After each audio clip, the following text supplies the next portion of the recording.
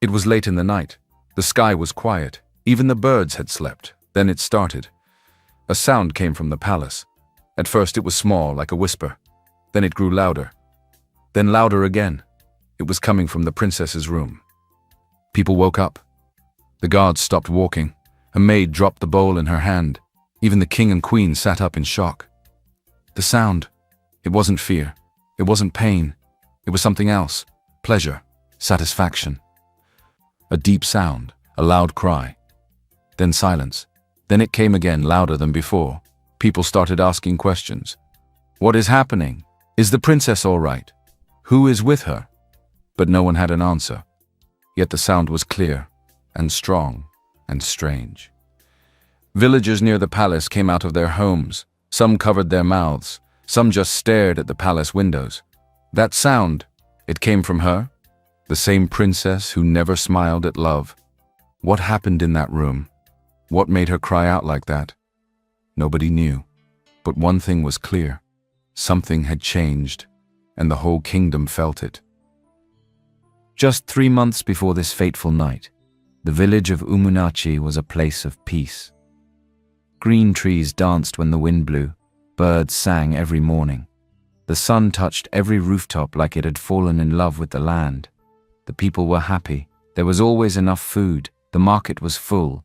Laughter lived there. But what made Umunnachi truly shine was Princess Chika. She was the only child of King Okena and Queen Adana, and she was the most beautiful woman the village had ever seen. Her beauty was not loud, it was quiet, but strong. Her skin glowed like she bathed in honey and moonlight. Her eyes were sharp, calm, and deep. Her lips were soft, but rarely smiled. Her steps were slow and full of pride, like the ground itself waited for her feet. When she passed through the market, even old men forgot what they came to buy. Young men stood straighter, trying to catch her eye, but she never looked at anyone for too long. She didn't have to speak to be noticed. She was known, and she knew it. Her beauty made her powerful, but her pride made her untouchable.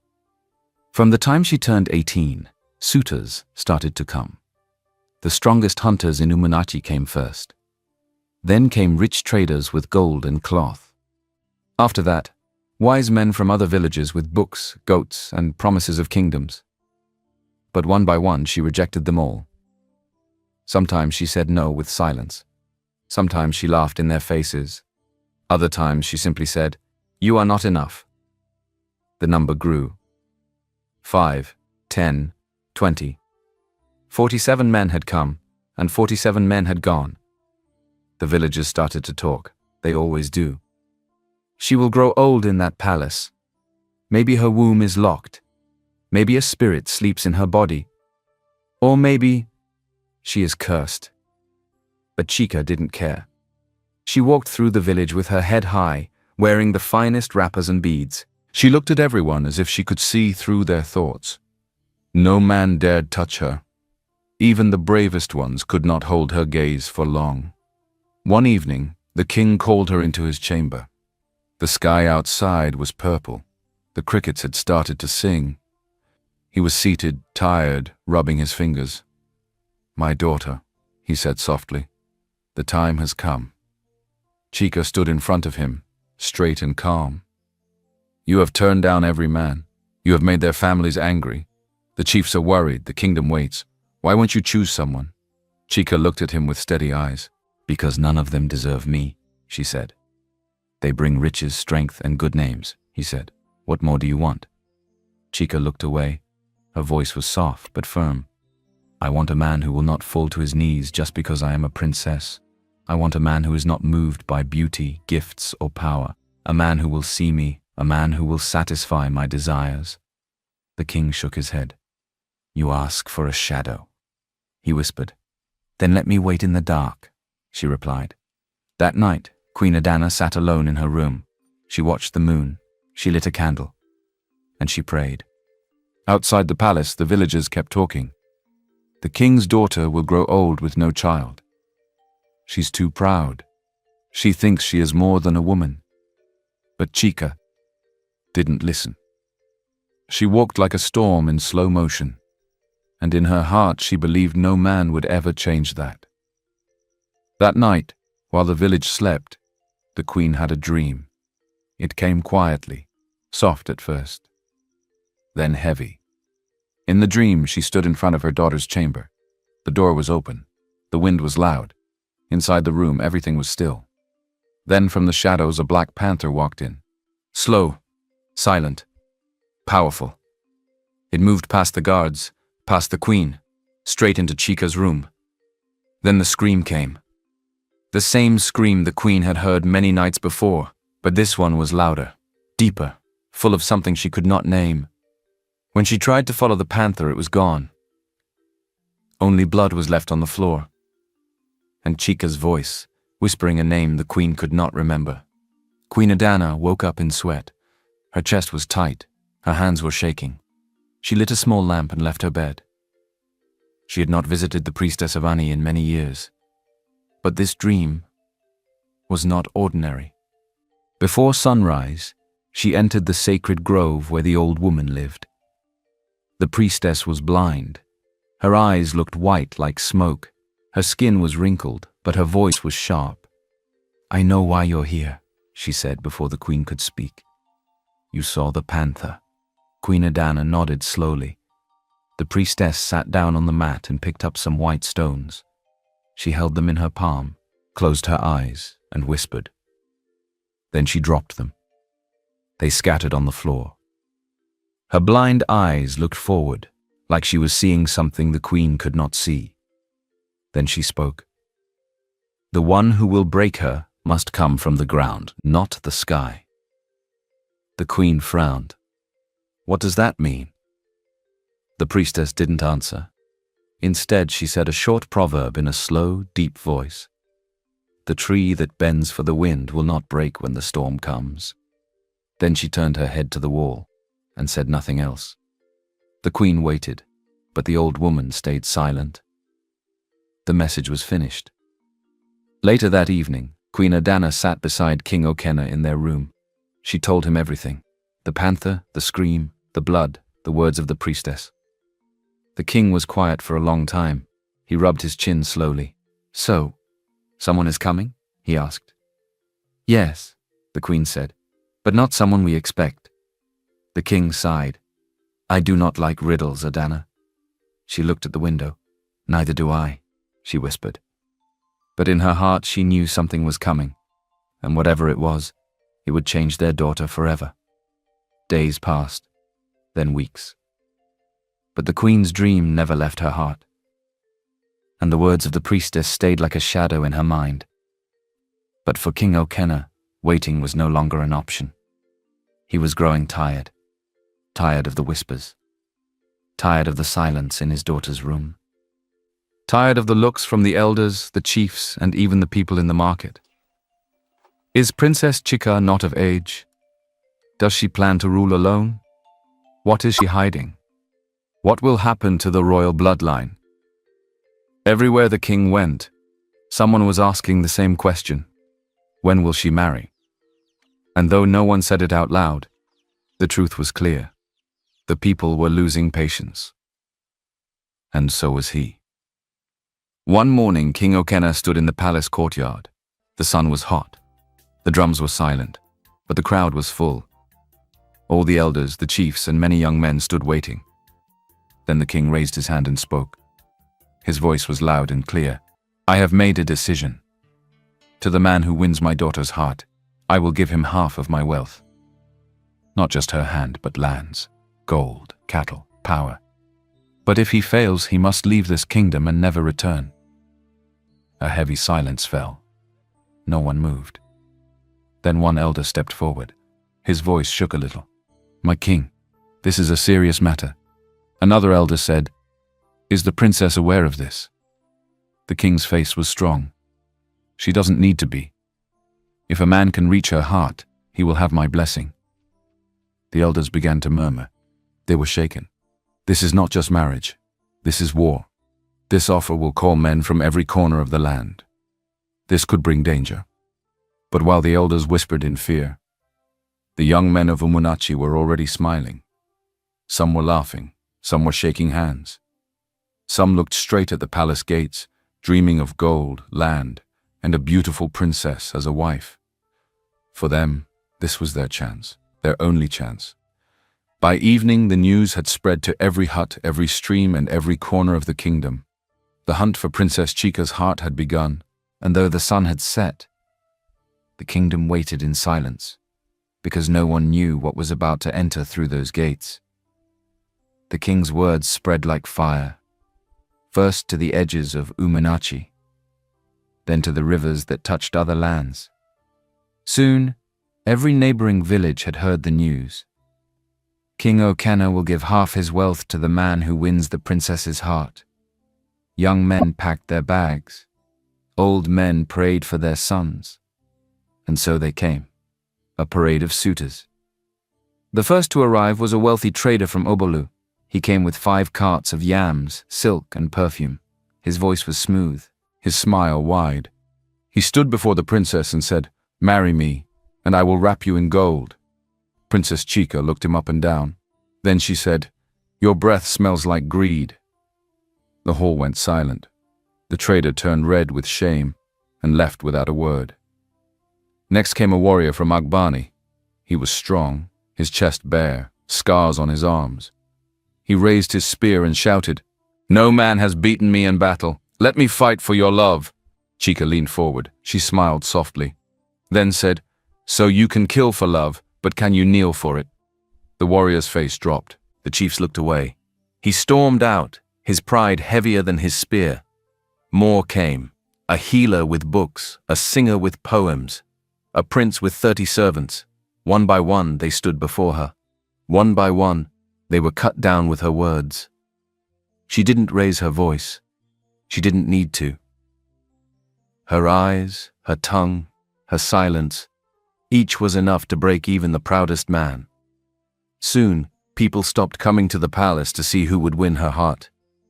They came to see how she would destroy them. It became a show, a lesson, a warning.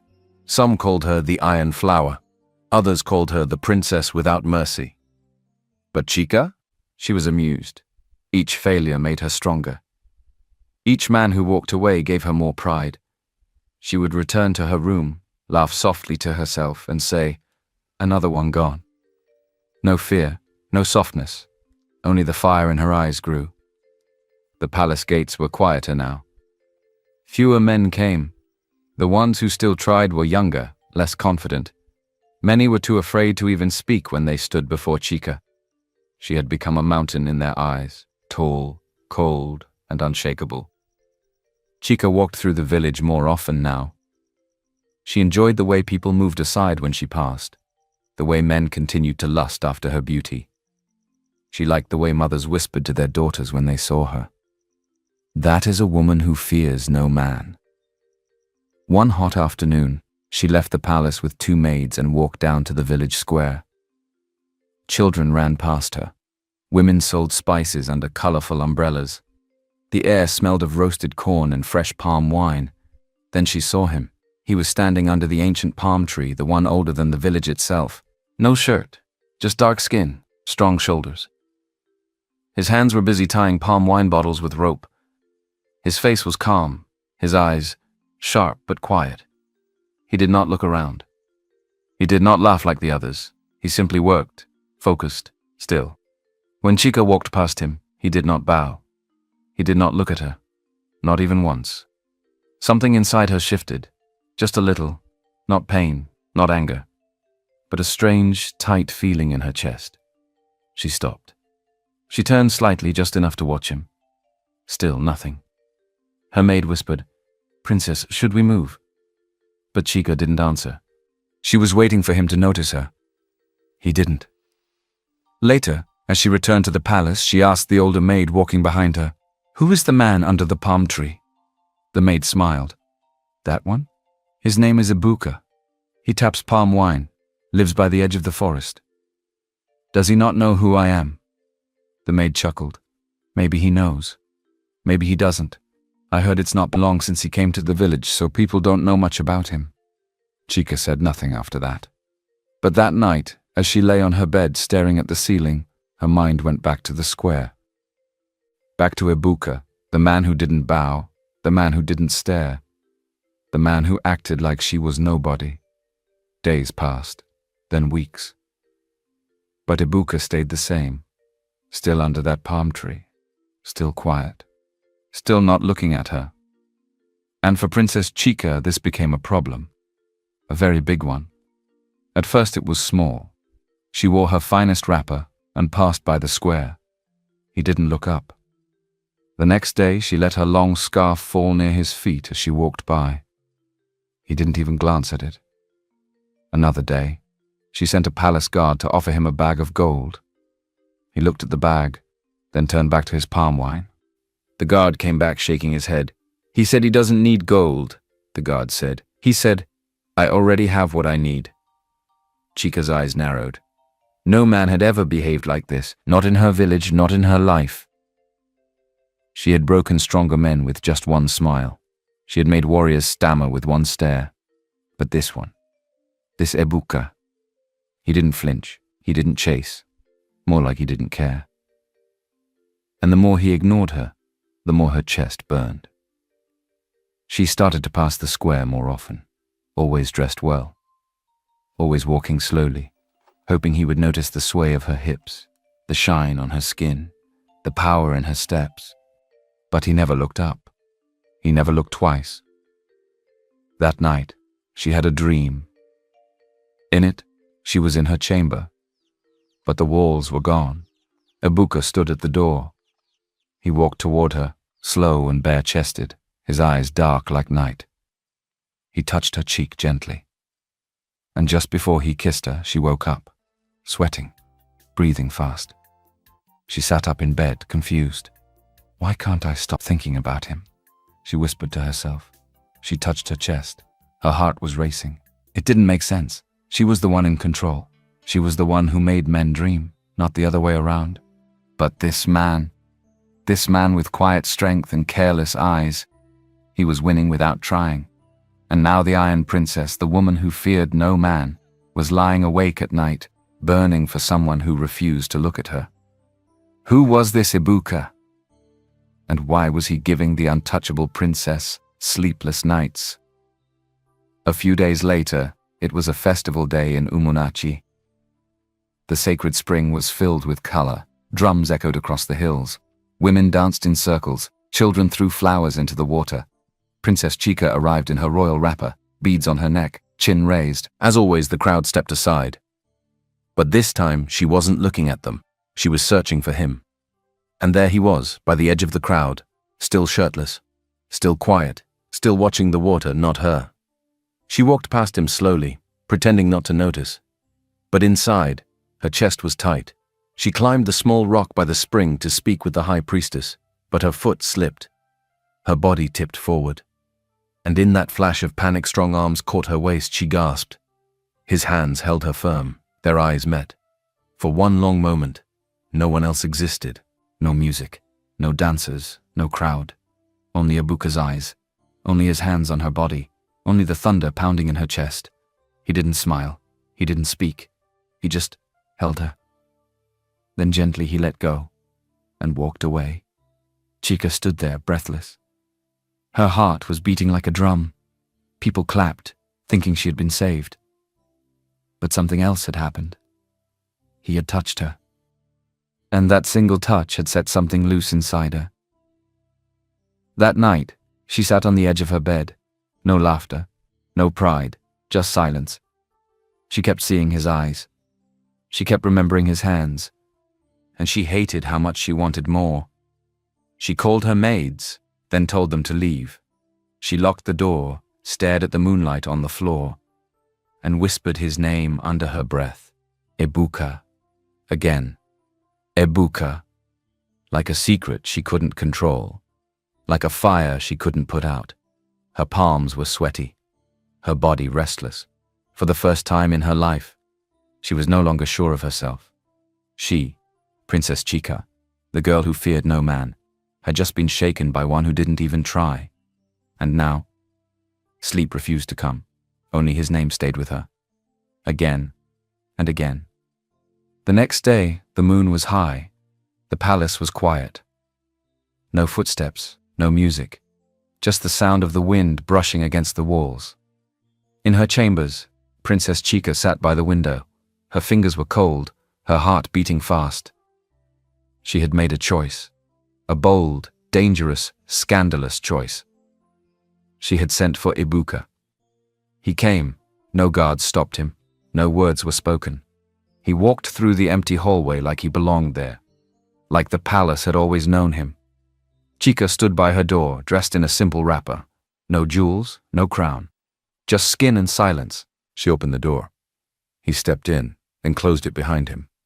"Stand there," she said softly, pointing. But he didn't.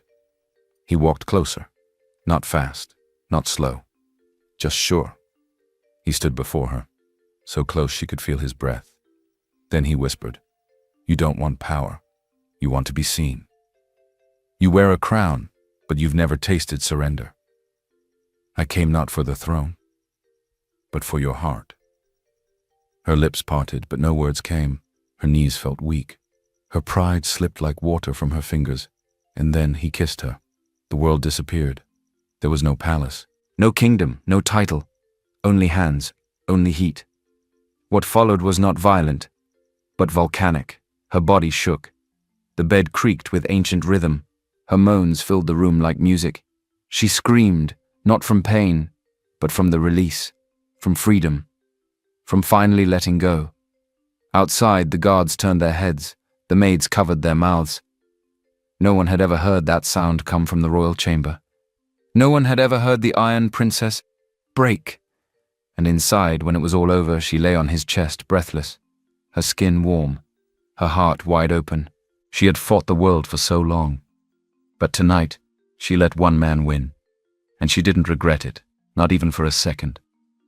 The morning sun slipped quietly into Princess Chica's room. Birds sang outside. The palace slowly began to wake, but inside her chamber, all was still. Chica opened her eyes with a small smile. Her body felt weak, but her heart was full. The bed was warm, the air soft.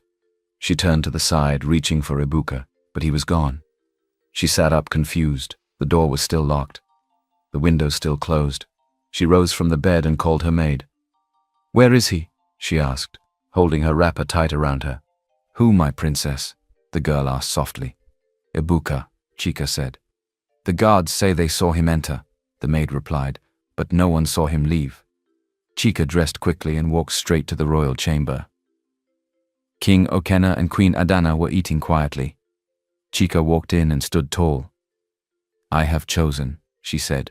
"I have found my husband." The king dropped his cup. The queen blinked.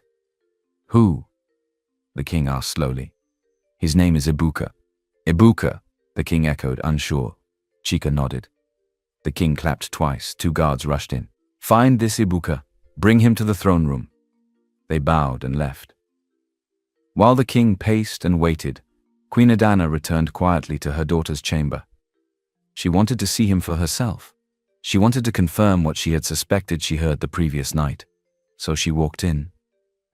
The room still smelled of heat and something wild. The bed sheets were tossed. The air was heavy. And on the pillow, where his head should have rested, it was a black feather, long, smooth, perfect. The queen picked it up carefully. Her hands began to shake.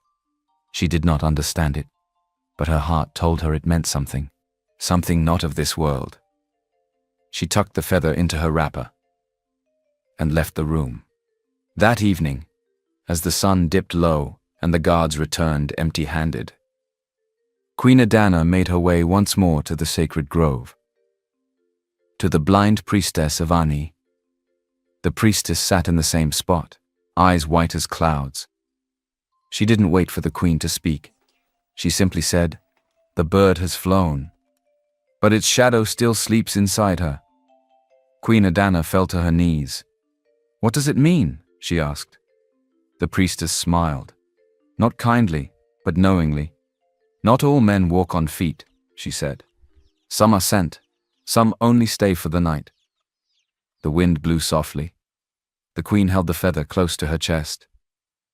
And in her heart, a quiet fear began to grow. Her hand pressed tightly against her chest. Her eyes were wide, but her mouth could not move. Then, in a voice soft and shaking, she whispered, "It has begun." The priestess of Ani nodded slowly, her blind eyes facing the sky. She stretched her old hands toward the queen and said, "You asked about the panther in your dream. Now I will tell you." Queen Adana sat on the ground listening like a child. The priestess placed both hands on the earth and began to speak. "The Black Panther is a spirit of the old world, strong, silent, untouchable. It does not bow. It does not beg. When it enters a woman's room, it does not ask for permission. It comes to break. It comes to test. It comes to awaken what pride has buried. In your dream, the panther entered her chamber. It left blood, not to hurt, but to mark change." Queen Adana began to weep. "So, Ibuka?" she asked, trembling. The priestess nodded once. "He was not born of this earth. He is not like other men. He came from the gods, sent to test your daughter's soul, to show her the limits of her power, to break what was too hard and melt what was too cold. He did not come to marry her. He came to finish his task. Now he is gone." The forest grew quiet. Even the wind seemed to stop. Queen Adana held the feather tighter. "She loves him," she said softly. "Yes," the priestess replied. "That is the price of awakening." Back at the palace, things were no longer the same. Princess Chica no longer walked like a queen. She walked like a woman who had been held. Like a woman who had felt. She didn't speak unless someone asked her a question. She no longer rolled her eyes or cut people with words. She now paused before speaking, smiled without pride. She was changed.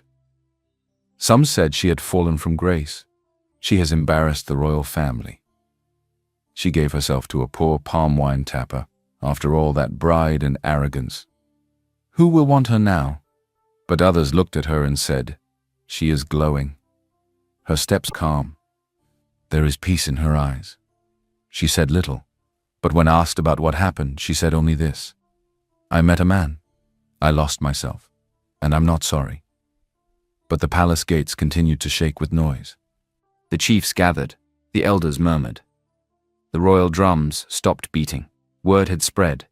Princess Chica, the girl who once ruled with her pride, had given herself to a man who vanished like smoke. Some said he was a ghost. Some said he was a spirit in human skin. Some swore she had been cursed, but none of them knew the truth. And Chica said nothing. Chief Okafor, old and proud, stood in the royal court and raised his voice. "She has brought shame to the royal name. She has shared her bed with someone no one can find. No bride price, no blessing, no name," others nodded. But Queen Adana stood beside her daughter. And when the king was asked what punishment would come, he looked at Chica, then lowered his eyes. He had no answer. From that day, Chica stopped wearing her royal colors. She dressed in white, soft, plain wrappers that flowed when she walked. She removed her beads. She left her royal chamber and never slept there again. The room was locked. The key was thrown into the sacred river. No one spoke of that room again. The people watched her. She didn't cry. She didn't argue. She simply moved like one who had died and come back to life. 1 week later, she made her final decision. In front of the court, with calm lips, she said, "I no longer wish to be heir to the throne. My crown was pride, I wore it too long. Now I will wear wisdom." Gasps filled the room. The king's hands trembled, but he did not stop her. Chica stepped down and walked out, free. Weeks passed, then months. And something new began. She started to gather the young women of Umunnachi.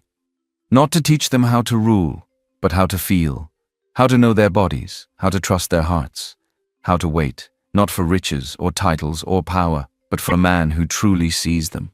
She told them, "A man who kneels before your beauty is easy to find. but the one who holds your spirit without shaking, that one is rare. She taught them how to walk tall and also how to sit still, how to choose softness without shame, how to lose control and still remain whole. Her voice became quiet wisdom in the village. And though she no longer wore the crown, many called her Queen Chica still. And somewhere deep in the palace and behind a locked door, in a room filled with silence, lay a single black feather, untouched, unmoving but never forgotten. Years passed. The village of Umunachi changed. Children grew up. New faces filled the market.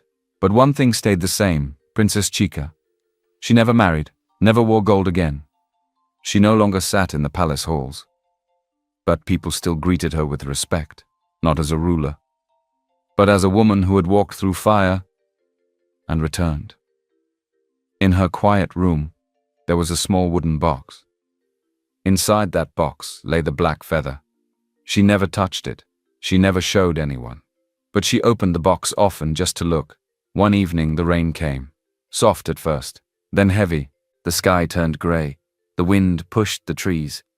But Chica felt peace. She stood by her window barefoot. She closed her eyes. And something inside her said, "Go." She stepped into the rain with no wrapper, no earrings, no shoes. She walked past the palace, past the stream, past the talking trees, and into the heart of the forest. There, under the ancient palm tree, was a man. Older, still, silent, his chest bare, his eyes calm, Ibuka. He did not move, but he looked at her. This time, he looked and smiled. Chica fell to her knees, not as a princess, not as a girl with power, but as a woman reborn. The rain soaked her hair, her back, her feet. She didn't care. She was home. She was whole. And for the first time in years she screamed, but this time, it was not from pain, not from confusion, not from surrender. It was from joy. She crawled into his arms, held his face with shaking hands, and whispered through her tears, "I knew you would come back to me."